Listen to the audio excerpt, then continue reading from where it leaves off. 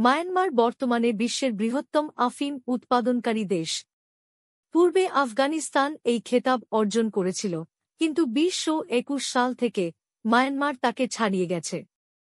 Myanmar বিশ্বের প্রায় 25% আফিম উৎপাদন করে এবং এটি গোল্ডেন ট্রায়াঙ্গেলের একটি গুরুত্বপূর্ণ অংশ, যা আফিম চাষের জন্য পরিচিত একটি অঞ্চল।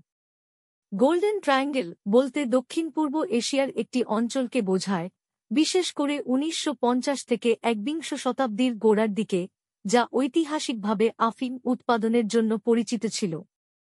এটি উত্তর-পূর্ব মায়ানমার, উত্তর-পশ্চিম থাইল্যান্ড এবং উত্তর লাওসের কিছু অংশকে অন্তর্ভুক্ত করে। গোল্ডেন ট্রায়াঙ্গেল নামটি 1971 সালে মার্কিন পররাষ্ট্র দপ্তরের একজন কর্মকর্তা দ্বারা প্রবর্তিত হয়েছিল, যা আফিম ব্যবসায় এই অঞ্চলের গুরুত্বপূর্ণ ভূমিকার কথা উল্লেখ করে। এশিয়ার অবৈধ আফিম উৎপাদনের দুটি প্রধান অঞ্চলের একটিকে গোল্ডেন ক্রিসেন্ট বলা হয়, অন্যটি গোল্ডেন ট্রায়াঙ্গেল।